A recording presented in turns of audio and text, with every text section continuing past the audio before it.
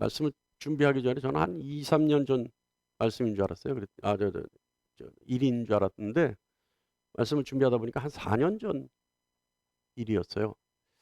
4년 전에 우리 아멘교회 성도님들과 일주일에 2번 청계산 산기도를 가기로 작정했던 일이 있습니다. 요즘 뭐 좀 쉬었는데 그때는 월요일 날 점심때와 금요일 날 저녁 심야 철야기도회가 끝나고 바로 청계산으로 갔어요.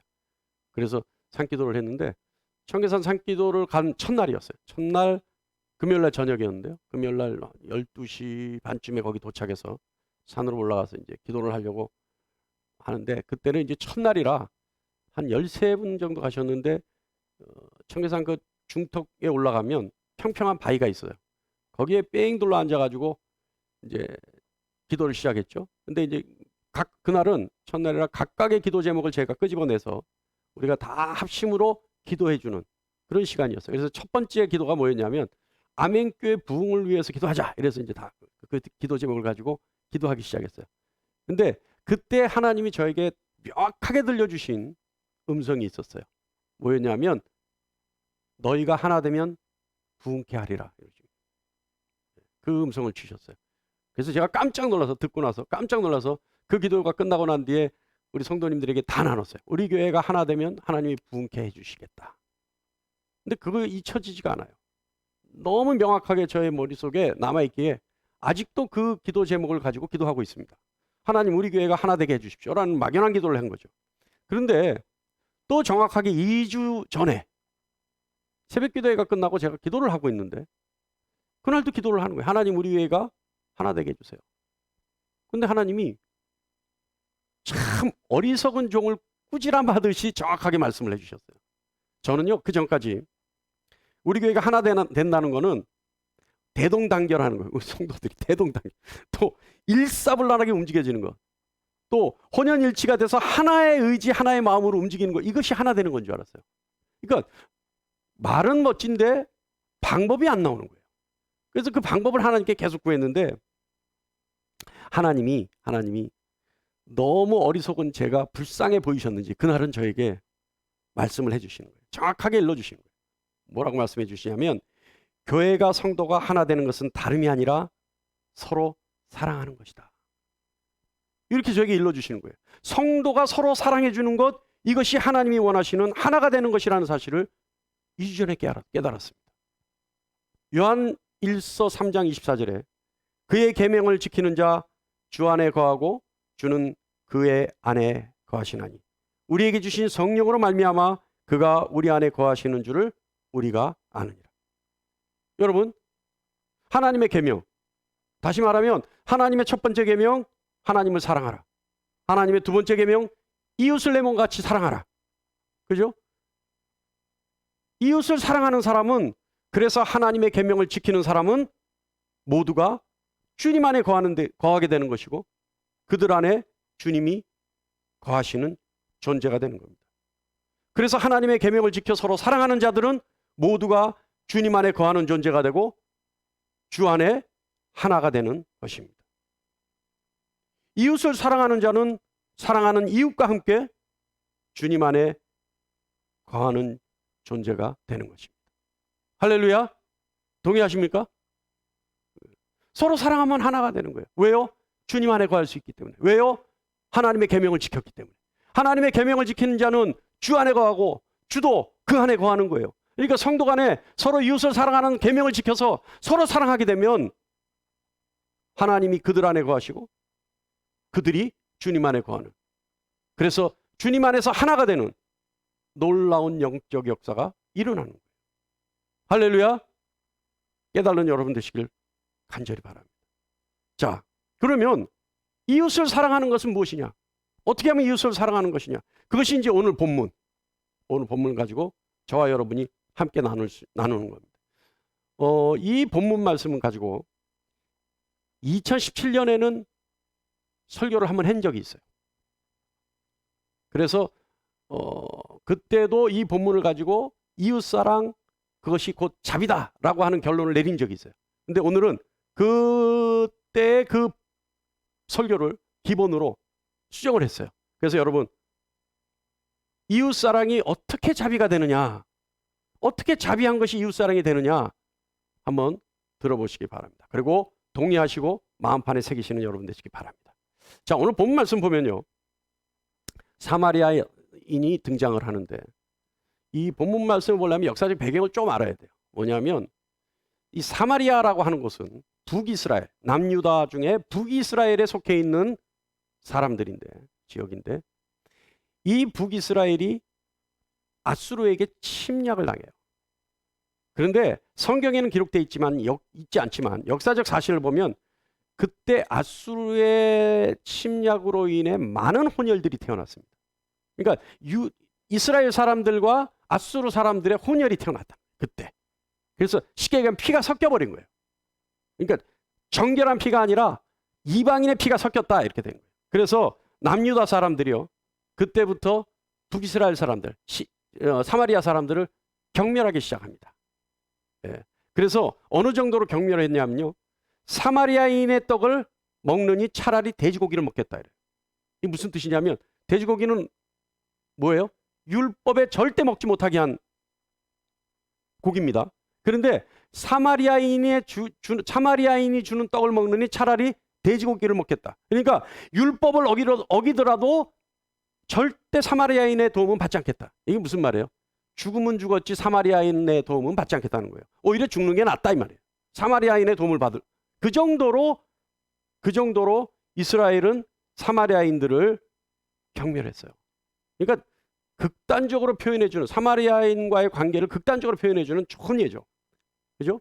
근데 25절에, 이제 그래서 본문으로 갑니다. 25절에 율법교사 한 사람이 예수님을 시험하려고 영생에 대해서 질문합니다. 그러자 예수님은 오히려 영생에 대해서 그러면 율법에는 어떻게 기록되어 있느냐라고 반문하시죠.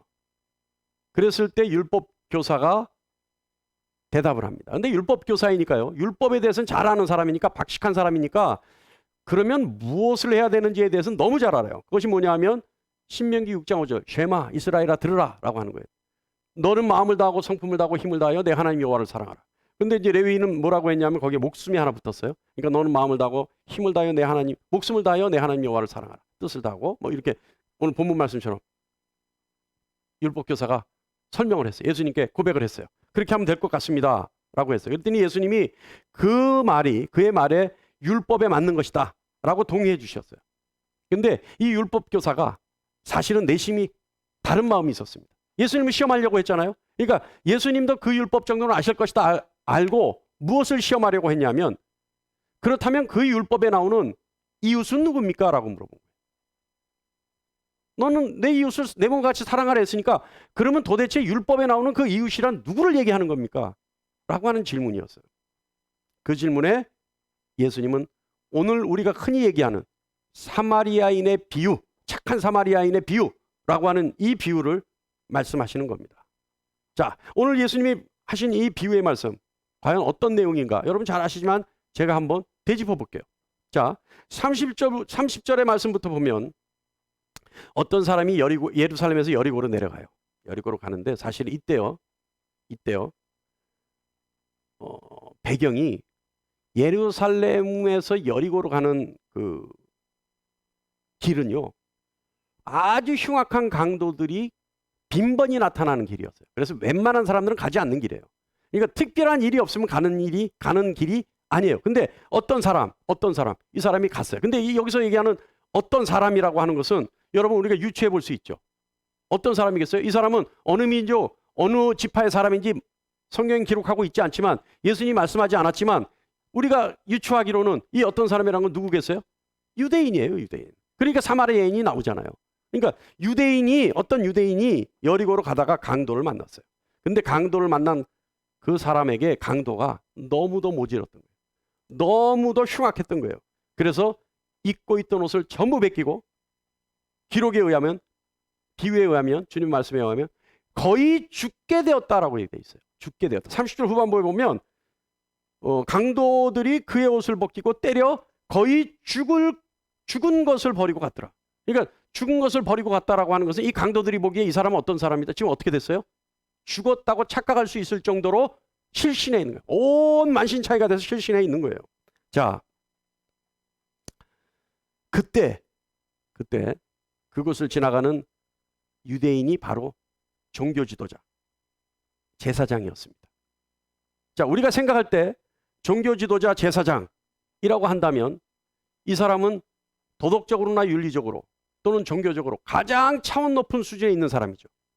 그러니까 그런 사람이 죽게 된 사람을 보고, 아, 우리가 예를 들어서 이것이 연극이라면 그런 사람이 지나가면, 아, 잘 됐다. 저 제사장은 반드시 저 사람 도와줄 거다. 살려주겠다 생각할 거 아니에요? 그런데 그렇게 높은 수준의 도덕적, 윤리적, 종교적 책임을 가지고 있을 만한 사람이 그 강도 만난 사람을 보고 그냥 지나가 버린 거예요.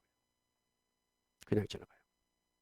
그리고 얼마 후에, 시간이 조금 흐른 후에 이번에는 레위인이 그것을 지나가게 됩니다. 그런데 여러분, 레위인 역시요, 제사장과 마찬가지로 하나님으로부터 구별된 사람이에요. 이 사람도. 왜냐하면 그들은 하나님의 성전의 일과 제사에 관한 일을 도맡아서 하는 사람들이잖아요.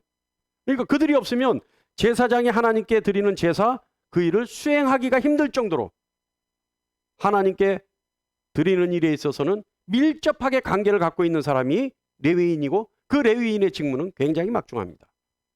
그렇기 때문에 레위인 역시 제사장과 마찬가지로 높은 수준의 도덕적, 윤리적, 종교적, 그죠?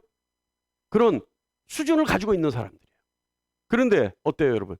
그렇게 우리가 기대해야 되는데 상식적으로는 제사장이나 레위인이나 그런 수준에 있을 거야. 그러니까 우리가 상상하지 못하는, 그러나 우리가 상식적으로 이해할 수 있는 행동을 반드시 취할 거야. 우리는 생각하는데 주님 말씀에 의하면 레위인 역시 우리의 기대를 저버리고 강도 만난 사람을 지나쳐버리는 겁니다. 충격적이죠. 조금 전에 설명했듯이 이 두 사람은 모두가 하나님을 아는 하나님의 사람이고, 하나님을 사랑하듯 이웃을 사랑해야 된다라고 하는 것을 누구보다도 잘 아는 사람들이기 때문에 그렇습니다. 그러니까 충격적이죠. 그런데 예수님이 비유는요, 아이러니하게도 이번에는 사마리아인이 등장합니다. 우리가 조금 전에 함께 했던 것처럼 유대인과 사마리아인의 사이는요, 동물로 따지면 천적 관계예요. 천적. 예? 오죽했으면 죽으면 죽어도 너의 도움은 받지 않는다라는 사이란 말이에요, 이 사람들이. 그런데 여러분, 조금 전에 얘기했지만 이게 연극이라면, 우리가 연극을 보는 관객이라면 강도 만난 사람이 있는데 사마리아인이 오면 우리 마음이 어떻겠어요? 아, 이거 오지 말아야 될 사람이 왔구나 할 거 아니에요. 와서는 안 될 사람이에요. 이 사람이 오면 최악의 일이 벌어져 버려요. 그런데 그런 우리의 우려와는 달리 이 사마리아인은 강도 만나 죽게 된 사람에게 가지고 있던 기름과 포도주로 응급처치를 한 후에 자신의 짐승에 태워 주막으로 데려가 돌봐줍니다. 그리고 그 다음날 전혀 예상치 못하는 행동을 하죠. 뭐냐면 이 사마리아인이요, 두 데나리온, 이때 두 데나리온이라고 하는 것은 이런 주막에서 일주일 정도 먹고 잘 수 있는 비용이라는 거예요. 그러니까 이 사마리아 사람이 주막 주인에게 두 데나리온을 주면서 좀 보살펴달라, 이 사람을. 그런데 혹시 이 사람이 치료가 늦어져서 더 시간이 걸려서 비용이 더 들더라도 해달라. 왜냐하면 내가 돌아올 때 반드시 그 돈을 갚아주겠다. 여러분, 여기서 우리가 생각할 것은 강도 만난 사람이 누구라 하더라도 모든 면에서 우리의 기대는, 그리고 우리의 상식은 도덕적이고 윤리적인 면에서 월등한 제사장과 레위인이 이 사람을 도와주는 것이 마땅합니다. 그죠? 그러나 그들은요, 제사장과 레위인은 오히려 그 강도 만난 사람을 피하여 가고, 누가 봐도 도와줄 것 같지 않은, 우리 상식으로는 도와줘서는 안 되는 사마리아인이 조금의 망설임도 없이 이 사람을 도와주는 겁니다. 반전이죠. 자, 여기까지가 착한 사마리아인, 선한 사마리아인의 비유의 전부입니다. 자, 이제 여기까지 다 아시는 거죠? 자, 이제 집중하세요. 여기서부터 딜레마예요. 여기서부터 우리가 혼란에 빠져야 되는 거예요. 뭐냐 하면, 자꾸 제가 연극을 비유하는데, 이것이 연극이라면 여러분, 이 연극에서 주인공은 누구예요? 이 연극에서 주인공이 누굽니까? 분명히 사마리아인이 주인공이 돼야 되죠. 그죠? 왜냐하면 그가 하는 행동, 사마리아인과 유대인의 갈등을 이해하는 사람이라면 사마리아인이 하는 행동 납득하지 못하는 거예요. 이해하기가 어려워요. 그렇기 때문에 납득하지 못하고 이해하기 어렵기 때문에, 그렇기 때문에 사마리아인의 행동은 더 돋보이는 거예요. 해줘서는 안 되는 사람이 그 일을 해줬기 때문에 더 돋보이고 더 부각되어지고 더 도드라지는 거예요. 그러니까 사마리아인이 이 연극에서는 주인공이어야 해요. 그렇다면 여러분, 여기서 한 가지 의문을 제기합니다. 과연 예수님은 사마리아인과 사마리아인의 선액을 부각시키기 위해 이 비유를 하신 것일까요? 그러니까 예수님이 제사장과 레위인을 비교해서 사마리아인이 이들보다 월등히 높은 도덕적 윤리적 수준을 가진 선한 사람이고 착한 사람이다라고 하는 것을 말씀하기 위해서 예수님이 이 비유를 하셨을까요?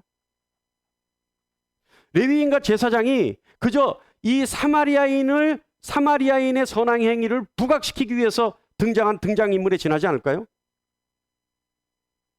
우리 한번 여기서 딜레마라고 하는 것을 우리가 다시 한번 잘 살펴봐야 해요. 뭐냐면 레위인과 제사장은요, 하나님을 섬기는 사람들입니다.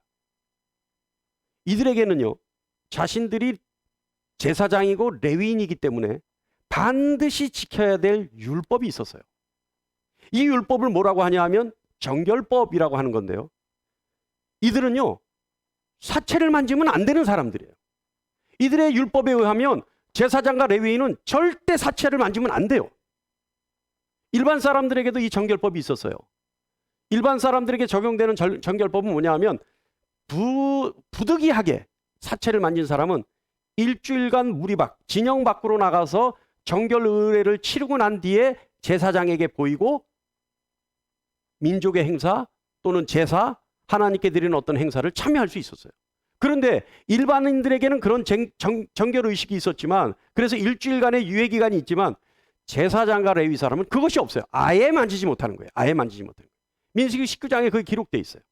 그런데 여러분, 아예 만지지 못하는, 그러니까 사체를 만지지 못하는 이 사람들이, 이 제사장과 레위인이 만약에 강도 만난 사람이 이미 죽은 것으로 봤다면, 그래서 그렇게 알고 있었다면, 이 사람들이 강도 만난 사람을 외면한 것은 오히려 당연한 일 아닐까요? 어떻습니까, 여러분? 동의하십니까? 그죠? 이들의 율법이 하면 피해야 되는 것이 당연한 일이에요. 자, 그런데 실제로 30절 말씀 보면, 30절 후반부에 보면 거의 죽게 됐다라고 돼 있어요. 마침 30절 말씀 후반부에 보면 그 옷을 벗기고 때려 거의 죽은 것을 버리고 갔다. 그러니까 거의 죽었다. 그러니까 자기 의지로 움직이지 못하고, 그러니까 이 강도들도 이 사람이 죽었다 생각할 정도로 완전히 만시창이가 돼서 혼절해가지고 쓰러져 있는 거예요. 그러니까 죽었다 생각하고 버리고 갔다는 거예요. 자, 그리고 31절과 32절 보면 제사장과 레위인이 어떻게 하냐면 그를 보고 피하여 지나가고라고 했어요. 그를 보고 어떻게 해요? 그냥 지나가는 게 아니라 어떻게 했어요? 삥 돌아갔다는 거예요. 왜요? 시체가 거기 있으니까. 자신들의 율법에 의하면 그 시체에 가까이 가면 안 되는 거니까. 그러니까 피하여 갔다라고 됐다는 거예요. 자, 여기까지 다 이해하시죠? 그 사람들은요, 자신들에게 지키라고 하나님이 명령하신 율법을 충실하게 지킨 사람들이에요. 제사장과 레위인은. 자, 그렇다면 여러분 한번 생각해 보는 겁니다. 그들은요, 죽음을 피해야 되는 것이 당연한 거예요. 자, 그런데 이 사실을 아는, 이들의 정결법을 더 잘 아는 예수님이 왜 흔히 예수님이 꾸짖는 서기관이나 장로를 비유해 쓰시지 않고 제사장과 레위인을 등장시켰을까요? 이게 딜레마라는 거예요. 이게 딜레마. 예수님은 누구보다도 율법을 잘 아시는 분이에요. 그런데 예수님이 이게 팩트가 아니라 비유인데, 비유에 아무나 등장하면 어떻습니까? 그래서 착한 사마리아인의 그 선행만 부각되면 어떻습니까? 그래서 아무나 등장시켜도 되는데 율법을 아시는 예수님이 왜 제사장과 레위인을 등장시켰느냐 이 말이에요. 이거 궁금해야 돼요, 여러분. 이 시간 여러분 지금 궁금해서 못 견뎌야 돼요. 왜 그랬을까요? 이렇게 돼야 돼요. 예? 목사님 왜 그랬어요? 설명해 주세요가 돼야 돼요. 자, 여러분 왜 그랬을까? 예수님의 의도는요, 이웃과 자비에 대한 정의가 우리가 생각하는 것 같은 사마리아인이 행한 선하다고 생각되어지는 일, 그 행위 자체에 있는 것이 아니라 사마리아인이 그 행위가 끼친 영향에 있다는 것을 말씀하기 위한 의도였어요. 좀 어렵죠? 제가 이제부터 설명드릴게요. 누가 강도 만난 자의 이웃이냐라고 예수님 물어보시죠. 율법교사에게. 그랬을 때 율법교사는 뭐라고 대답하냐면 자비라고 대답합니다. 자비를 베푼 자라고 대답합니다. 그렇다면 여러분 생각해 보죠. 우리가 정상적인 질문과 정상적인 대답이라면 이 상황에서 예수님이 누가 강도 만난 자의 이웃이냐라고 한다면 이 비유에서 율법교사는 뭐라고 대답했어야 돼요? 사마리아인입니다 라고 대답해야죠. 그죠? 사마리아인입니다 라고 대답해야 되는 그 상황에 율법교사는 자비를 베푼 자입니다 라고 대답을 했어요. 근데 예수님이 그 사람에게 뭐라 그랬냐면, 그 율법교사에게 뭐라 그랬냐면, 맞다, 너도 가서 이와 같이 하라, 이렇게 대답하셨어요. 그렇다면 예수님이 율법교사가 대답한 자비라는 말에 예수님이 의도하신 대답이었다는 거예요. 그러니까 이 비유에 의도한 대답은 자비였어요. 그러니까 착한 사마리아인의 선한 행위, 그리고 이 사람이 착한 것을 부각시키기 위해서 예수님이 이 비유를 드신 것이 아니라 이 사람이 행한 일에 대한 영향력, 그게 누구였어요? 강도 만난 자였죠. 그러니까 이 착한 사람이, 착한 사마리아 사람이 행한 이 일의 수혜자, 그리고 이 일 자체를 뭐라고 하느냐? 자비라고 하는데 그 수혜자가 누구냐? 강도 만난 자예요. 이 사건에 대해서는 자비라는 것을 부각시키기 위해서 예수님이 굳이 제사장과 레위 사람을 등장인물로 선택하신 거예요. 자, 여기까지 동의하십니까? 동의하세요? 자, 강도 만난 자에게 필요한 것은 뭘까요? 이 상황에서 여러분. 강도 만난 자에게 필요한 것은요, 그 답은요, 율법교사가 얘기한 것 그대로예요. 자비예요. 그리고 예수님은 그 비유를 통해 자비가 무엇인지에 대해서 설명하시고자 하는 겁니다. 예수님이 이 비유를 통해 사마리아인이 이 강도 만난 사람을 치료해주고, 또 자신의 시간을 소모하고, 또 모든 무릎을 무릅쓰고 그를 구해주고, 또 자신의 돈을 들여 보살펴주고, 그리고 끝까지 책임지는 사마리아인의 선행을 가르치고 싶은 것이 아니라 자비에 대해서 설명하고 싶은 것들. 여러분, 사람이 처해지는 형편 다 다릅니다. 그리고 사람이 겪고 있는 고난 크기 다 다를 수 있어요. 그리고 그 해결 방법 물론 다 다를 수 있습니다.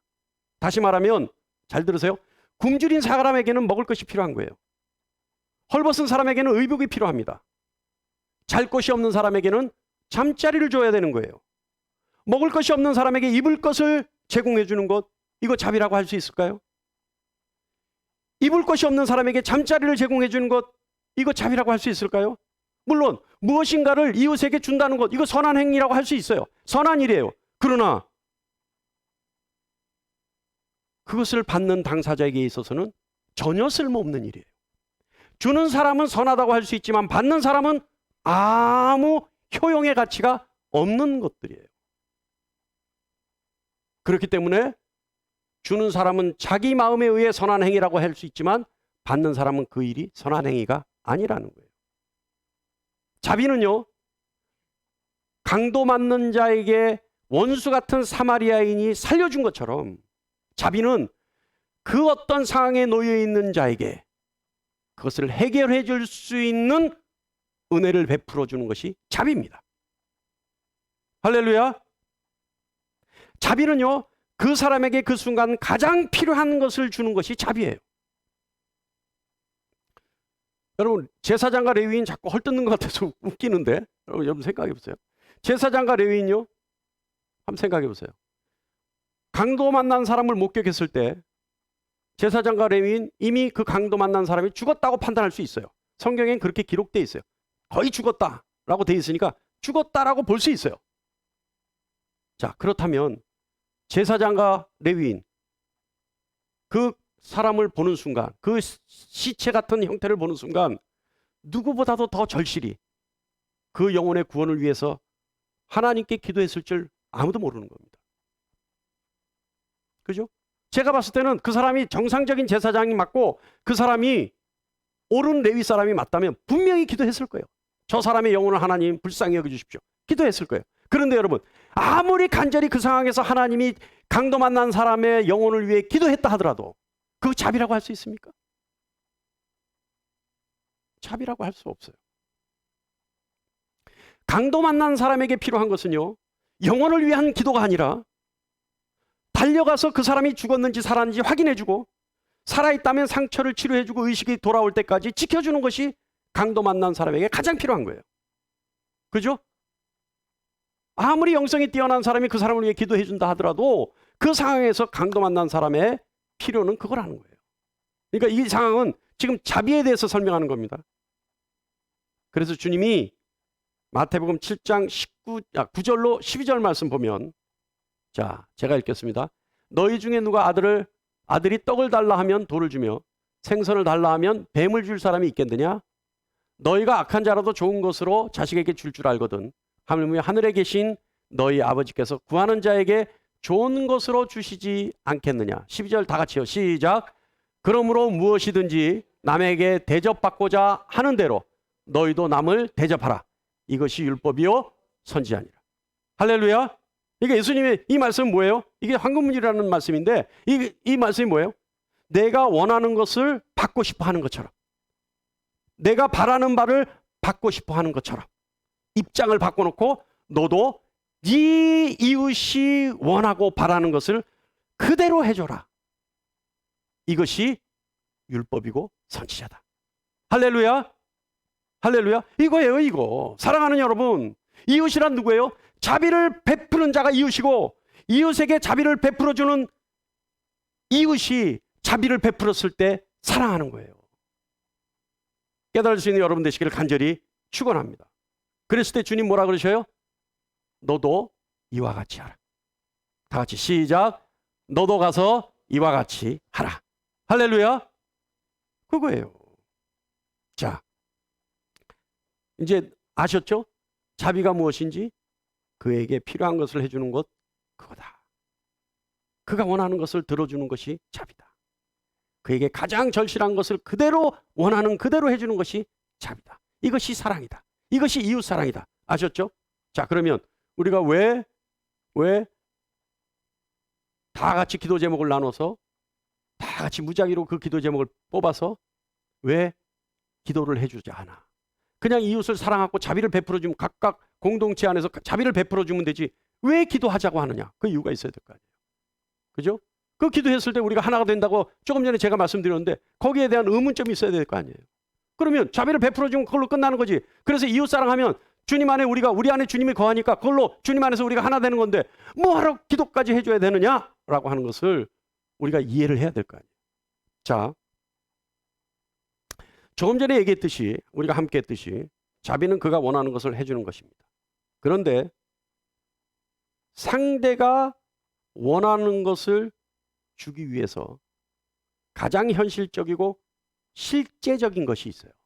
그러니까 진짜 배기가 있단 말이에요. 진짜 배기. 그것이 바로 기도입니다. 야고보서 5장 15절 말씀에 믿음의 기도는 병든 자를 구원하리니 주께서 그를 일으키시리라. 혹시 죄를 범하였을지라도 사하심을 받으리라. 뭐가요? 기도가. 자, 사랑하는 여러분, 야고보서 5장 말씀에 명확하게 말씀하고 있어요. 뭐냐면 병이 들어 낫기를 원하면 뭐를 하라? 기도하라. 그러면 남을 받는다는 거예요. 이것은요, 가시적인 거예요. 현실적인 거예요. 그러니까 우리 현실에 나타날 수 있는 가장 가능성 높은 게 뭐예요? 가능성 가장 높은 실제적인 일이 뭐예요? 기도예요. 병든 자를 보고 병든 자를 위해 기도해 주는 것이 가장 실제적인 거라는 거예요. 실현 가능성이 가장 높은 거라는 겁니다. 할렐루야. 아시겠죠? 자, 그 다음에 영적인 것이 또 있어요. 이 죄라고 하는 것은 영적인 겁니다. 죄는 하나님과의 관계의 문제이기 때문에 이건 영적인 거예요. 그런데 그 영적인 문제조차도 기도해주면 어떻게 된다고요? 해결이 된다는 거예요. 그러니까 육적인 일과 영적인 일이 기도를 통해서 완전히 해결받을 수 있는 가장 실제적인 것이 기도다. 할렐루야. 이해하시죠? 저만 지금 흥분했습니까? 여러분은 졸리고 지금 막 머리가 복잡한데 저만 지금 이렇게 머릿속에 쏙쏙 들어오고 저만 지금 이렇게 신이 날까요? 이 말씀은 듣는 여러분도 신이 나야 돼요. 아, 그거였구나라는 게 딱 여러분의 머릿속에 정확하게 명확하게 떠올라야 된다 이 말이에요. 정리가 돼야 된다 이 말이에요. 제가 설명이 좀 부족하더라도 이 시간 성령 하나님이 여러분에게 지혜를 주셔서 간결하고 명확하게 명료하게 일사불란하게 정리되기를 간절히 축원합니다. 자, 이거예요. 이거. 여러분, 기도는요, 우리가 원하는 세상의 것과 하늘의 것을 막론하고 모든 것을 이룰 수 있는 가장 실제적이고 가장 현실적인 것이 기도입니다. 그렇기 때문에 내가 이웃을 위해 자비를 베풀 때, 내 이웃이 원하는 것을 해주려고 할 때, 그때 그 어떤 것보다 가장 현실적인 기도를 해주는 것이 자비예요. 기도를 해주는 것이 이웃이고 기도를 해주는 것이 사랑이라 이 말입니다. 할렐루야. 그 기도를 먼저 하고 그 다음에 뭐예요? 정말로 행동으로 옮겨서 도와줄 수 있는 것, 그가 원하는 것을 해주는 거죠. 그러니까 자비라고 하는 것은 이웃이 이웃에게 자비를 베풀 때는 그냥 주머니에 있다고 꺼내주는 것이 아니라 대신해서 무엇을 해주는 것이 아니라 무엇부터 해야 된다? 가장 현실적이고 가장 가시적인 실제적인 뭐부터 해야 된다? 이웃을 위해 기도부터 해줘야 된다는 거예요. 그리고 도와줄 수 있는 건 도와주는 거예요. 사랑하는 여러분, 하나님이 저에게 말씀해 주셨어요. 아멘교회가 하나 되었을 때 부흥을 허락하시겠다. 그러기 위해서는 여러분 서로 사랑해야 합니다. 서로가 이웃이 되기 위해서 또 사랑을 실천하기 위해서 자비를 베풀어야 합니다. 자비를 베풀기 위해 내 이웃이 원하는 것을 해줘야 하는데 자비를 베풀기 위해 가장 현실적이고 실제적인 것은 내 이웃을 위해 기도해 주는 것입니다. 내 이웃을 위해 기도했을 때 하나님은 우리가 이웃을 사랑하라고 하는 하나님의 명령을 지킨 것으로 인정해 주실 것이고 우리는 하나가 되었다고 하나님이 인정해 주실 겁니다. 할렐루야. 그래서 그러자는 거예요. 그래서 그렇게 하자는 거예요. 그래서 여러분의 기도 제목을 다 사정들을 다 저에게 써주시면 제가 그것을 한 두 가지의 기도 제목으로 나누어서 모든 성도들에게 무작위로 나누어주고 무기명이니까 누구 기도 제목인지 몰라요. 그러니까 창피하게 생각하는 거 아니에요. 그리고 다 나눠주고 그래서 셀장들이 매일 저녁 10시에 각자 세론들에게 지금 기도할 시간입니다라는 문자를 보내면 그 문자를 보고 바로 기도한다면 누군지는 알 수 없지만 그리고 누군지도 알 필요도 없지만 우리 공동체 안에 있는 내 이웃에게 내가 자비를 베푸는 순간이고 그 자비를 베푸는 순간이 이웃을 사랑하는 영적 행위가 이루어지는 시간이고 그랬을 때 그 시간만큼은 우리 교회 전 교인이 하나가 되는 시간입니다. 할렐루야. 이해하십니까? 그랬을 때 하나님이 부흥을 허락하시는 거예요. 그래, 너희가 하나 됐다. 내가 원하는 하나가 너희가 이제 이루어졌다. 예수 안에 너희가 너희 안에 예수가 있는 놀라운 영적 공동체로 하나가 되었다. 그랬을 때 하나님은 우리에게 부흥을 허락해 주시는 겁니다. 저는 확신해요. 저는 확신해요. 이 영적 행위들이 여러분에게 습관이 되어져서 매일 저녁 10시가 되면 자동적으로 기도해야 되겠다는 생각이 떠오른다면 이거는 대한민국 교회의 새로운 방향을 제시하는 놀라운 영적 일이라는 것을 저는 확신합니다. 제 기도가 뭐예요? 마지막 때에 대안을 제시하는 교회가 되게 해달라고 제가 기도하는 거 아니에요? 그런데 우리 교회 같은 작은 교회가 그런 놀라운 영적 폭발력을 일으켜서 하나님의 사랑을 실천하고 또한 이웃사랑을 실천해서 하나님으로부터 놀라운 영적 축복을 받는 그런 교회가 될 수 있다고 저는 확신합니다. 여러분, 이것을 믿으시고 다음 주까지, 다음 주일까지 단 한 명도 빠짐없이 셀장들은 쫓아가서 받으세요. 아시겠습니까? 출석을 안 했다? 그 다음날 집에 가는 거예요.